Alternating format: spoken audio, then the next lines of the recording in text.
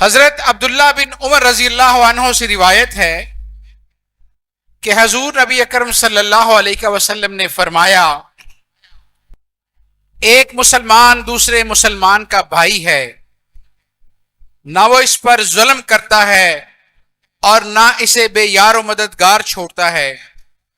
جو شخص اپنے کسی مسلمان بھائی کی حاجت روائی کرتا ہے، اللہ تعالیٰ اس کی حاجت روائی فرماتا ہے، اور جو شخص کسی مسلمان کی دنیاوی مشکل حل کرتا ہے، اللہ تعالیٰ اس کی قیامت کی مشکلات میں سے کوئی مشکل حل فرمائے گا، اور جو شخص کسی مسلمان کی پردہ پوشی کرتا ہے، اللہ تعالیٰ قیامت کے دن اس کی ستر پوشی کرے گا۔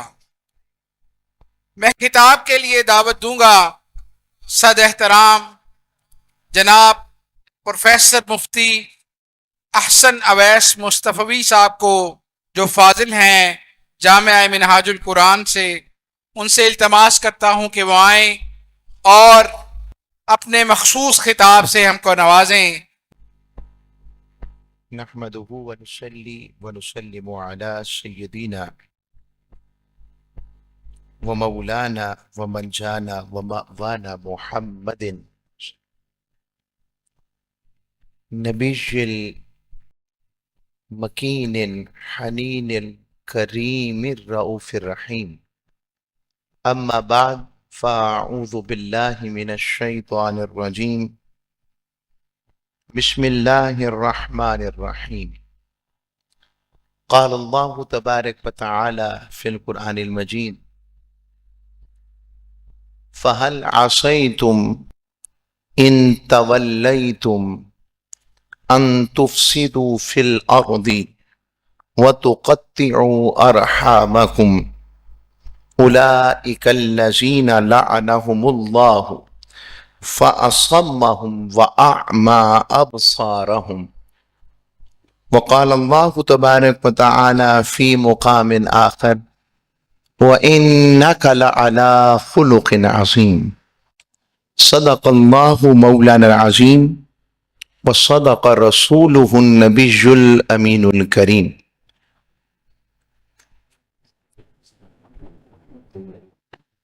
صدر مجلس، آل نبی، اولاد علی، فیض سہرورد کے درخشندہ ستارے، مہتاب و قمر، حضرت صاحبزادہ والا شان پیر سید حضرت اویس سہروردی دام برکات مالیہ شاہ صاحب، جن کی زیر صدارت و زیر انتظام و سرپرستی و کرم عرس مبارک، جو کہ سید السادات حضرت ابو الفیض قلندر علی گیلانی سہروردی رحمت اللہ علیہ، اور پھر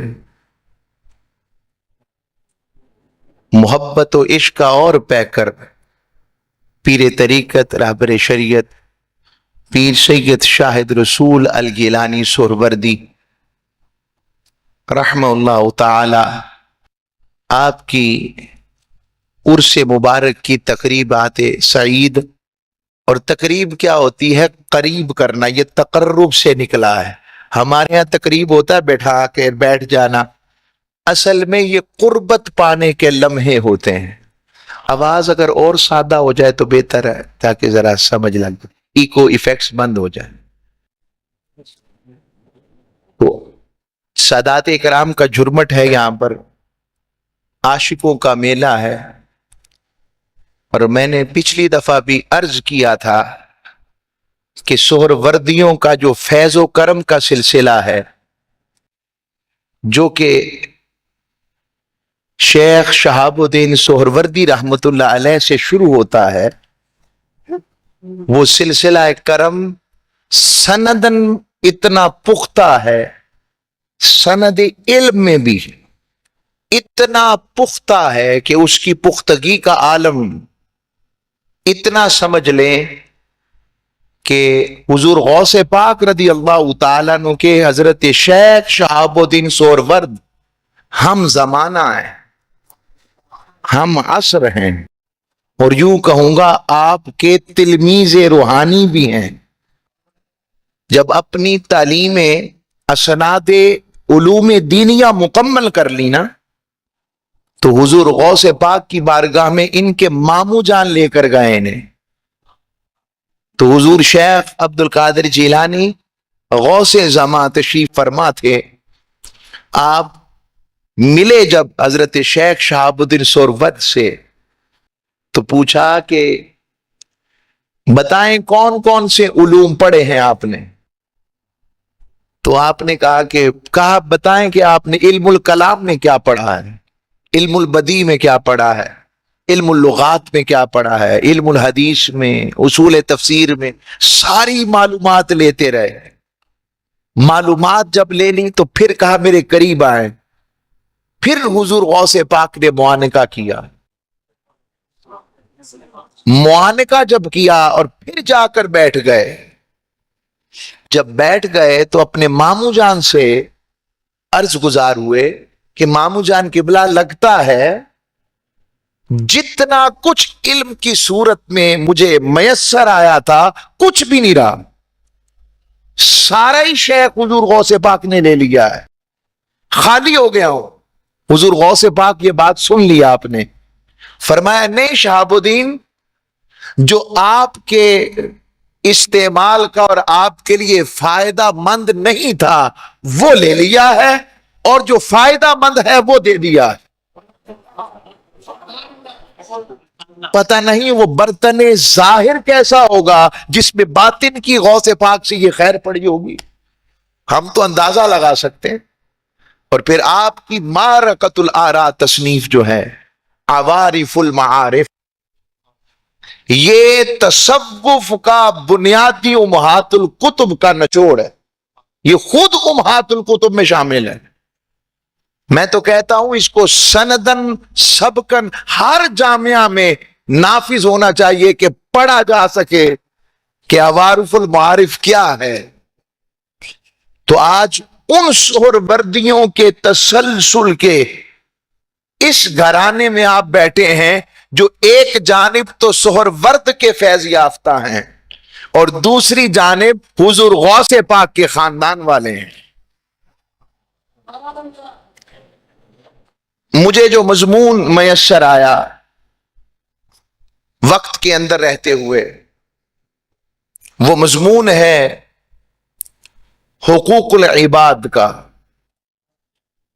حقوق العباد اپنے مضمون وسعت کے اعتبار سے بڑی ہی مختلف، بہت وسیع طلب مضمون ہے، مگر میں اس کا آغاز کرتا ہوں تاجدار کائنات کی ذات سے، جو کہ اصل کائنات بھی ہے اور حقوق العباد کا سب سے بڑے دائی اور سب سے بڑے حقوق العباد کو ادا کرنے والی عملی شخصیت ہے۔ ایسی شخصیت کہ اللہ کریم نے قرآن میں خود ارشاد فرمایا، لَقَدْ كَانَ لَكُمْ فِي رَسُولِ اللَّهِ أُسْوَةٌ حَسَنَةٌ۔ اب اس آیت میں خاص بات جو قرآن کے مطالعہ سے ملتی ہے، اس آیت میں اللہ نے چیلنج بھی دے دیا ہے اور فیصلہ بھی دے دیا ہے۔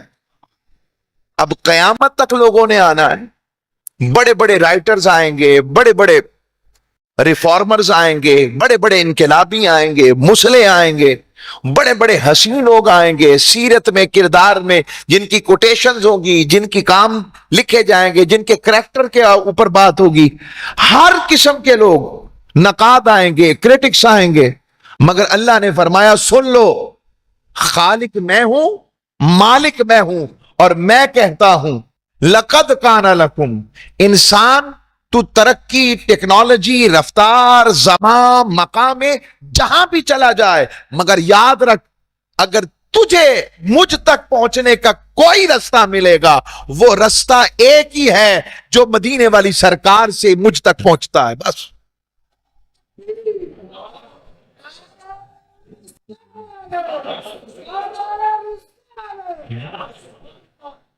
فرمایا کہ لقد کان لکم، تمہارے لیے ہے، فی رسول اللہ اسوہ، اللہ کے رسول کے زندگی میں نمونہ. اور سونی بات جو رب نے اس سے بھی پیاری بات کہی، خالی اسوہ کہہ دیتا تو یہ بھی کافی تھا، مگر حسن کو مصطفیٰ سے رب جدا نہیں کرتا. فرمایا اسوۃ حسنہ، جیسے صورت ہنسی بنائی ہے ایسے سیرت بھی مصطفیٰ کو ہنسی دی ہے. نہ کوئی صورت جیسا مصطفیٰ جیسا اور نہ سیرت جیسا کوئی مصطفیٰ جیسا. وہ صورت میں بھی بے مثل ہیں، وہ سیرت میں بھی بے مثل ہیں. اسی کیفیت کو قرآن نے ایک اور جگہ پھر بیان کیا جو میں نے آپ کے سامنے آیت تلاوت کی، جو حقوق العباد کا اصل ہے. حقوق کی دو قسمیں عمومی طور پر ہیں.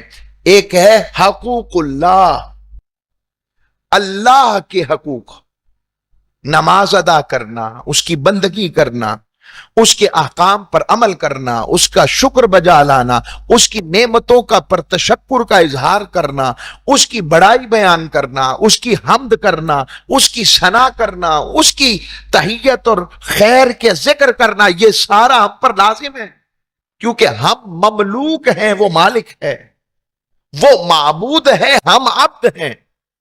تو یہ ہو گیا، یہ جو تعلق ہوگا اسے کہتے ہیں عبد، جو کرنے والا عبد اسے کہتے ہیں حقوق اللہ. میں مختصراً عرض کر رہا ہوں، اللہ کے حقوق جس میں اللہ اور بندے کے معاملات ہیں. اسلام صرف حقوق اللہ کی بات نہیں کرتا. اگر خالی حقوق اللہ کی بات ہوتی تو تاجدار کائنات کبھی بھی بدر و احد و حنین کے لیے نہ نکلتے. یہ بھی بتا دوں، اگر خالی حقوق اللہ ہوتے، حضور دین کی جو اصل ہے حقوق اللہ کے ساتھ حقوق العباد کی صورت میں بھی حضور نے بپا کی. اور اس کی حقیقت کی وجہ سے بلال حبشی جیسے بھی جو معاشرے کا سب سے پسا ہوا طبقہ تھا، مگر جیسے ہی تاجدار کائنات کی آواز محبت الہیہ دعوت کی صورت میں بلند ہوئی، اس آواز پر سب سے پہلے لبیک کہنے والے بلال حبشی جیسے تھے، عمار ابن یاسر جیسے تھے، حضرت سمیہ جیسے تھے، حضرت خبیب جیسے تھے. یہ سارے اس لیے ہوئے، اور کیا کیا ظلم برداشت نہیں کیے، وہ ایک ہی وجہ سی جو تاجدار کائنات نے حقوق العباد کی آواز اٹھائی تھی. آقا کا خود سیرت اب کئی ذہنوں میں آ جاتا ہے کہ آقا صلی اللہ علیہ وسلم کو 40 سال بعد نعوذ باللہ پتہ لگا کہ وہ نبی ہیں. کئی ذہنوں میں آ جاتا ہے. میں ان ذہنوں کے لیے بات کرتا ہوں، رب کو تو پتا تھا نا 40 سال بعد نبی بنا رہا ہوں، تو آیت بھی اس کے مطابق اتارتا. مگر اللہ نے کیا فرمایا؟ فرمایا لعمرک انہم لفی سکرتہم.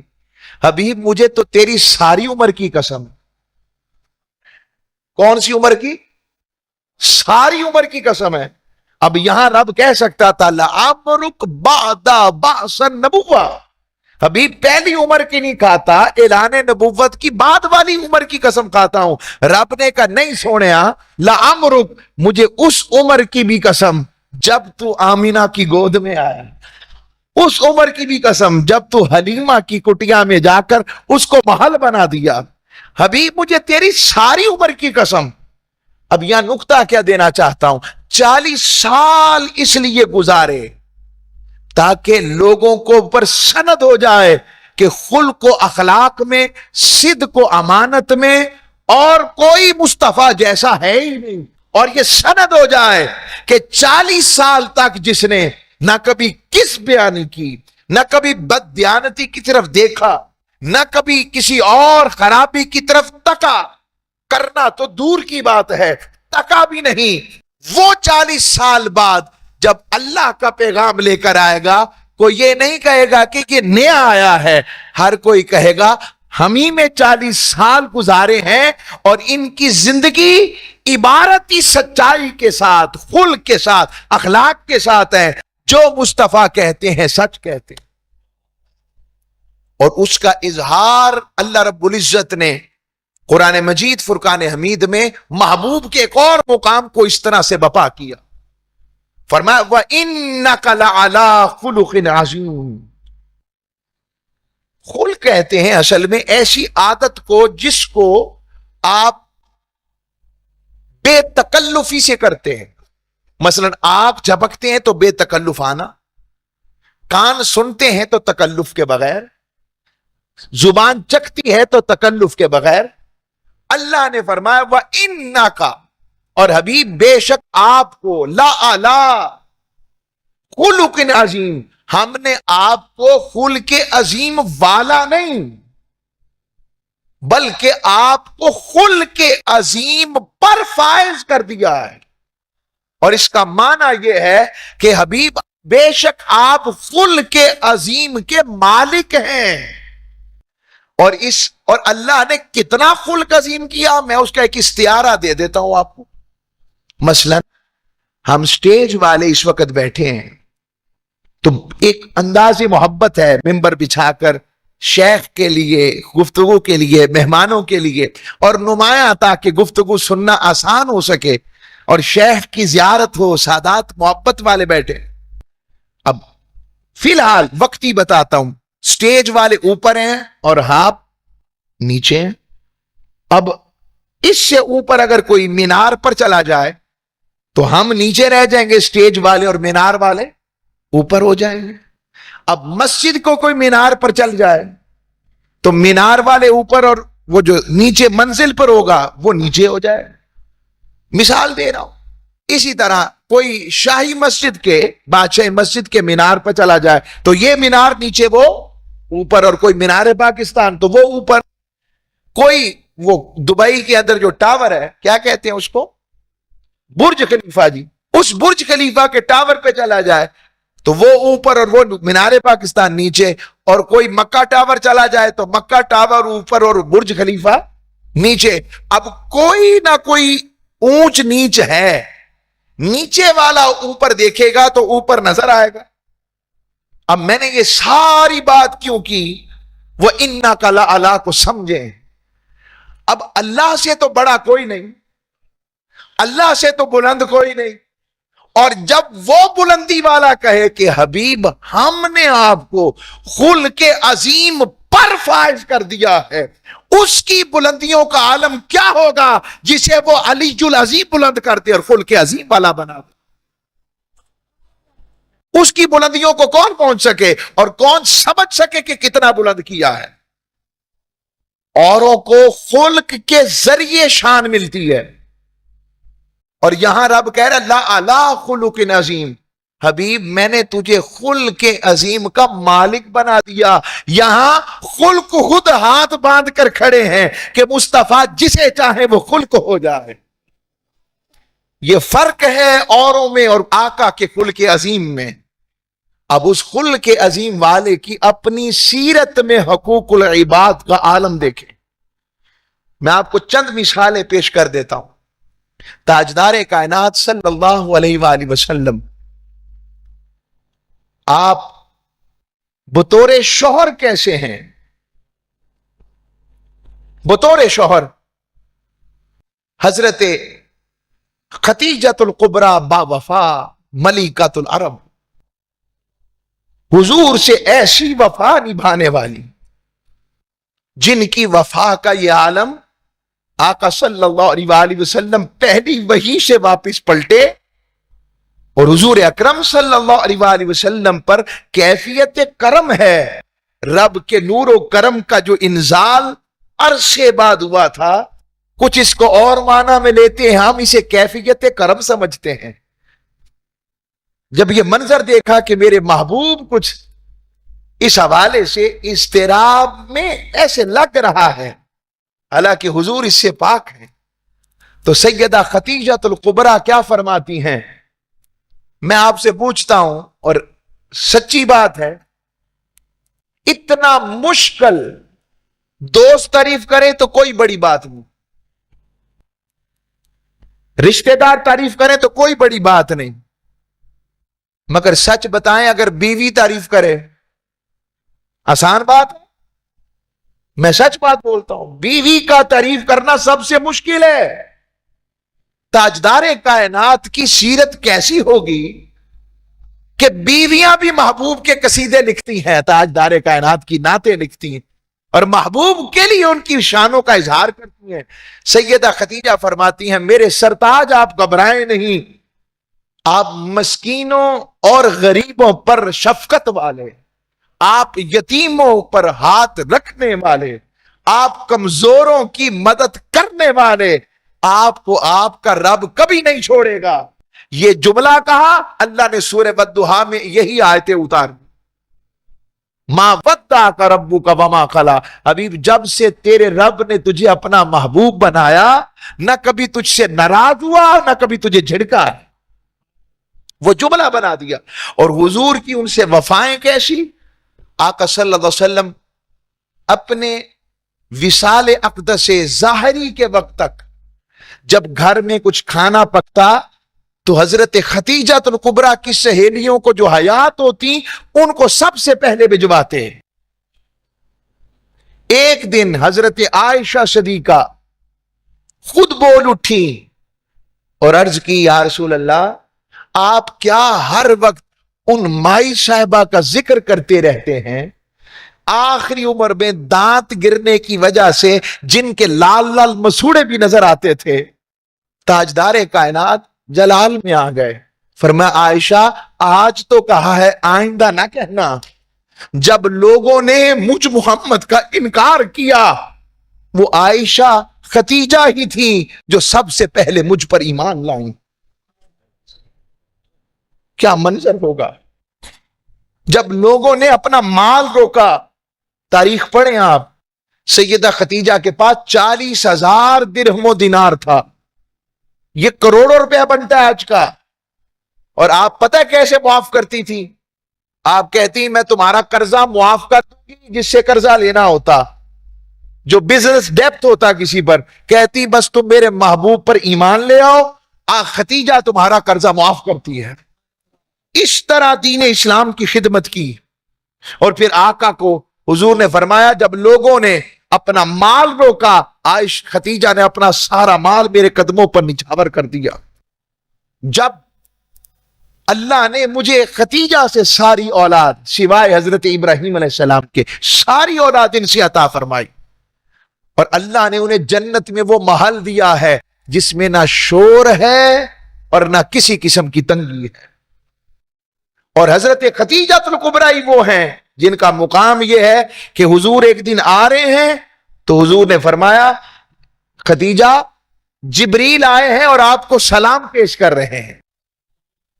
یہی عالم سیدہ خدیجہ الکبریٰ کے ساتھ ہے۔ یہ میں بطور والد بتا رہا ہوں تاجدار کائنات ملک میں کیسے ہیں، اخلاق میں کیسے ہیں۔ تاجدار کائنات صلی اللہ علیہ وآلہ وسلم بطور باپ کیا بتاؤں میری کیا اوقات ہے۔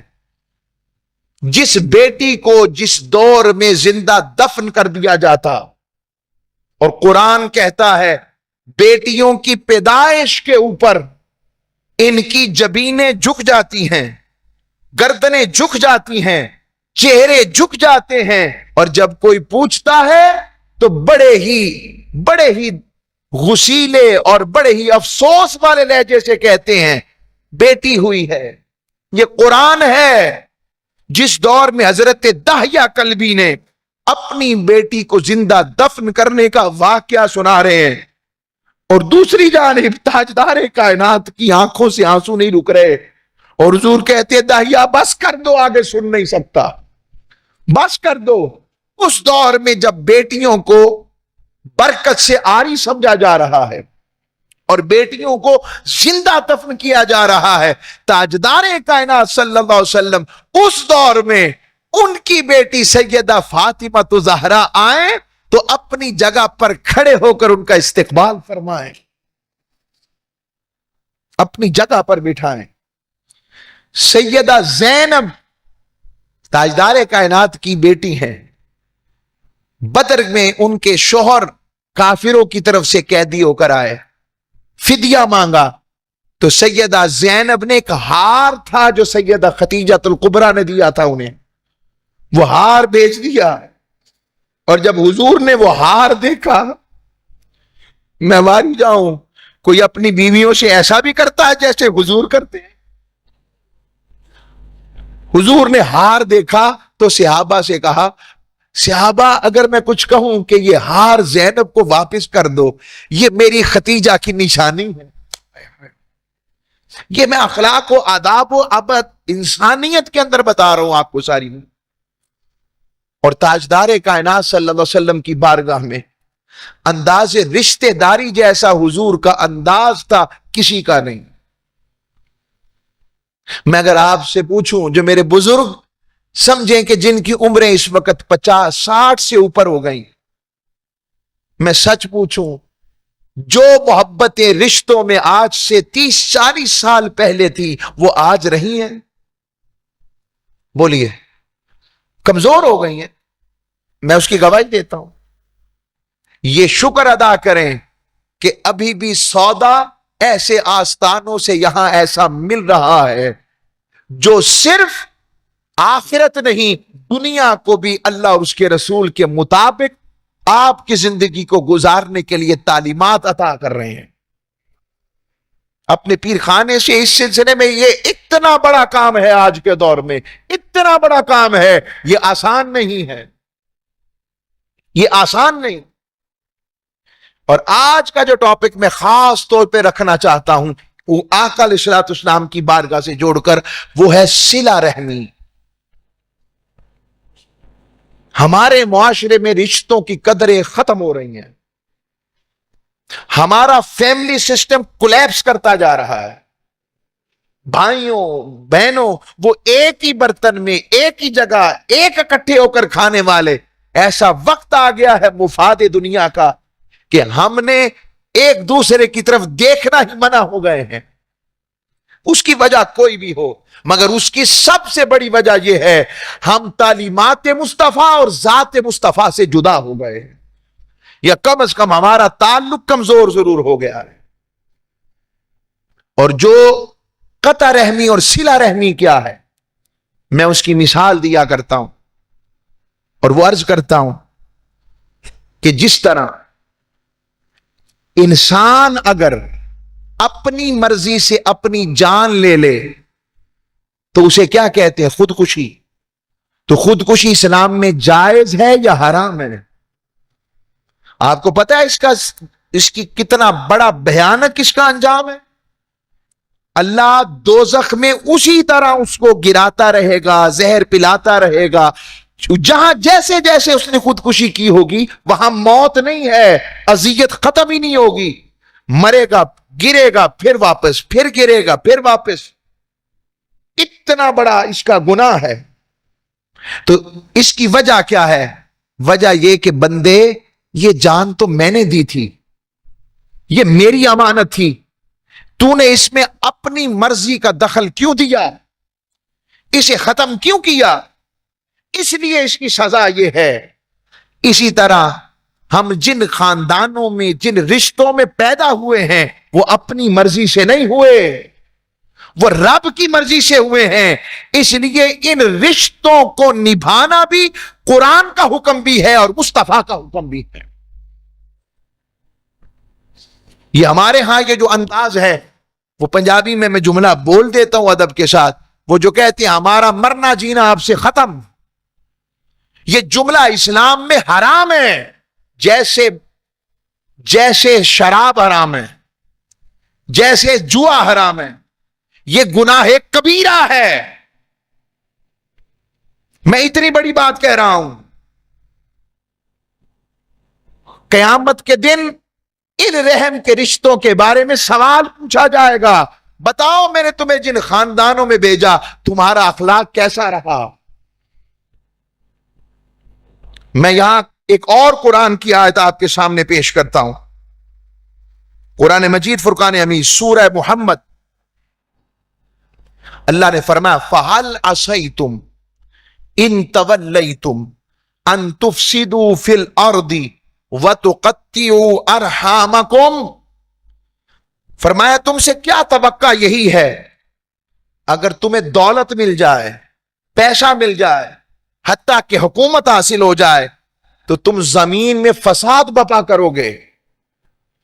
کیسے؟ وہ فساد کیسے بپا ہوگا؟ قرآن اس کو بیان کرتا ہے. فرماتا ہے تم اپنے قریبی رشتوں کو کاٹ ڈالو گے.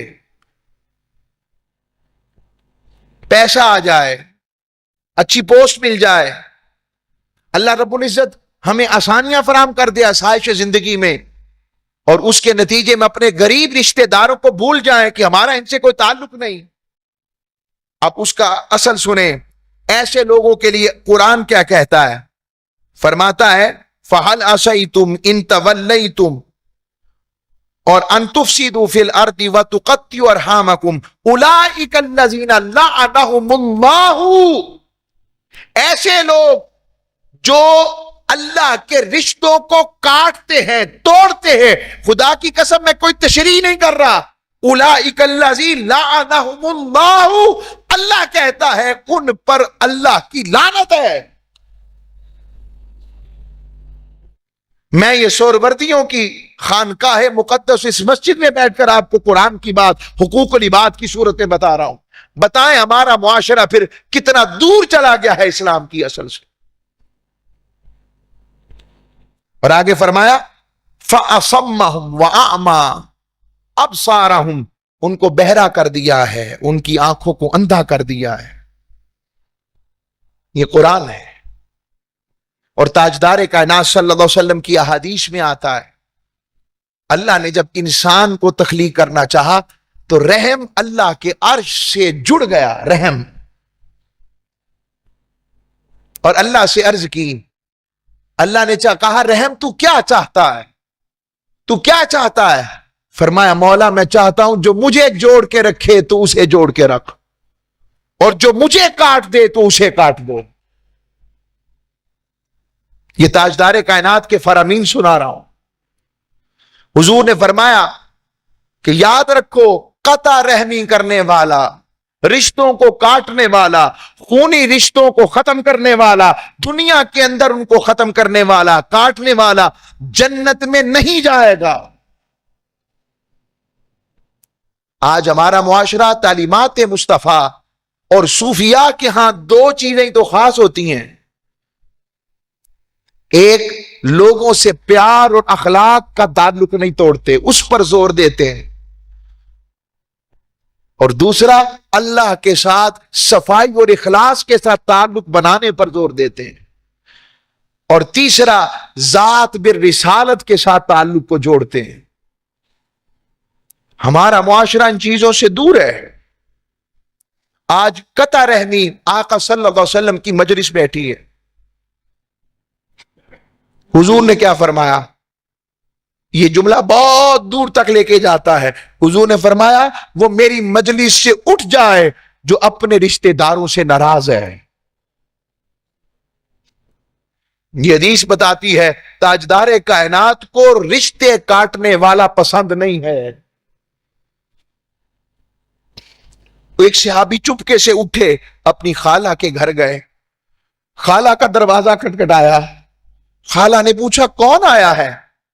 کہا خالہ جان میں آپ کا بھانجا ہوں. کہا تو مجھ سے ناراض تھا. عرض کرنے لگے خالہ جان حضور نے مجھے اپنی صحبت سے اٹھا دیا ہے، یہ کہہ کر کہ جو اپنے رشتہ دار سے ناراض ہے وہ میری صحبت سے اٹھ جائے، میں آپ کو منانے آیا ہوں. ہم میں کتنے ہیں کہ جو ناراض ہو اپنے رشتہ داروں سے تو اس لیے مل لیں کہ اللہ اور اس کا رسول راضی ہو جائے.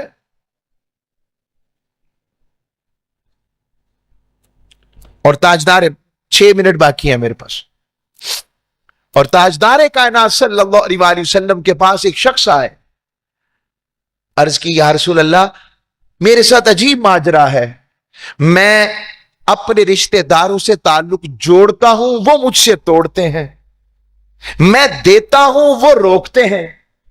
تاجدار کائنات نے فرمایا سنو، اگر تم ایسے کرتے رہو گے اور تمہارے ساتھ وہ کرتے رہیں، اور تم دیتے رہو وہ توڑتے رہیں، تم جوڑتے رہو، فرمایا پھر یاد رکھو کوئی اور نہیں، اللہ خود تمہارا مددگار ہے.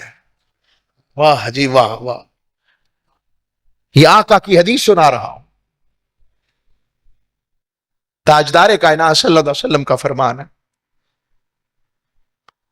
ہمارا معاشرہ جب سے اللہ اور اس کے رسول کی ان تعلیمات سے دور ہو گیا ہے، ہمارے معاشرے میں فساد آ گیا، لڑائی آ گئی، حسد آ گیا، بغض آ گیا، کینہ آ گیا.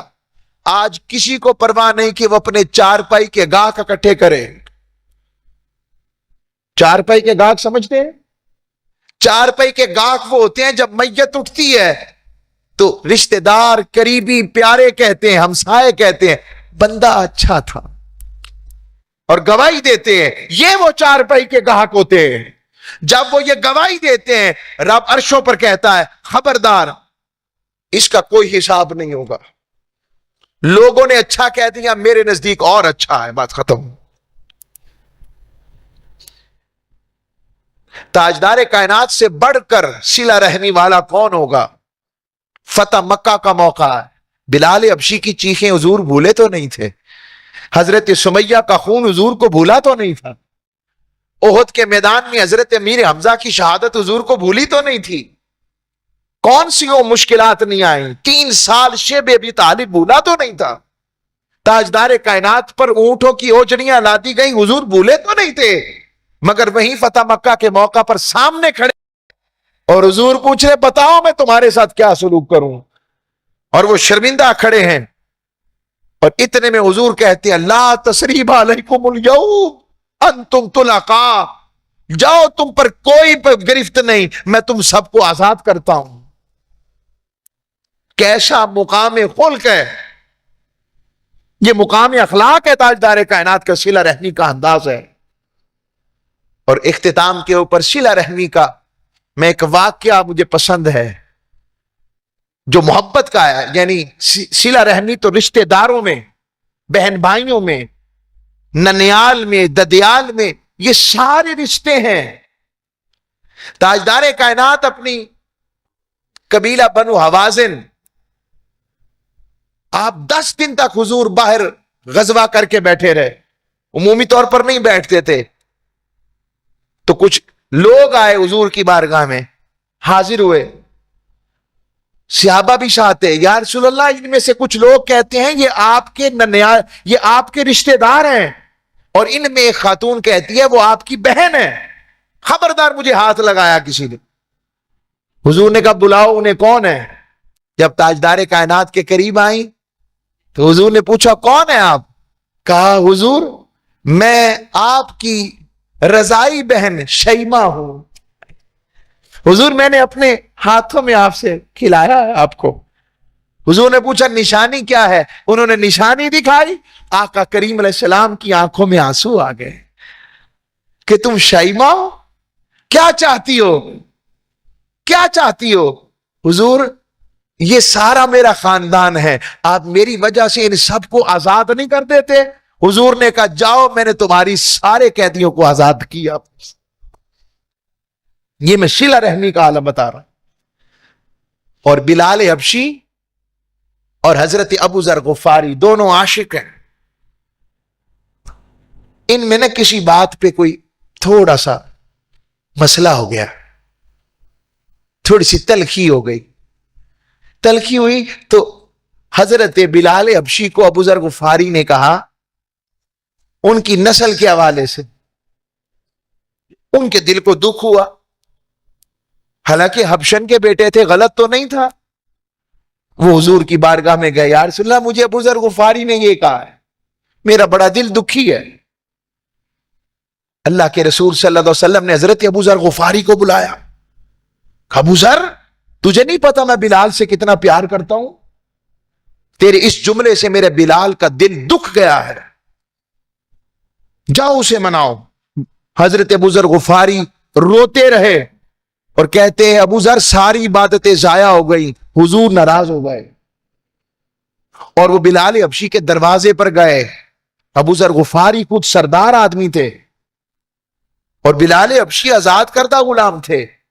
دروازے پر گئے، دروازہ کھٹکھٹایا. بلال حبشی نے دروازہ کھولا تو حضرت ابو ذر غفاری ان کے دروازے پر لیٹ گئے.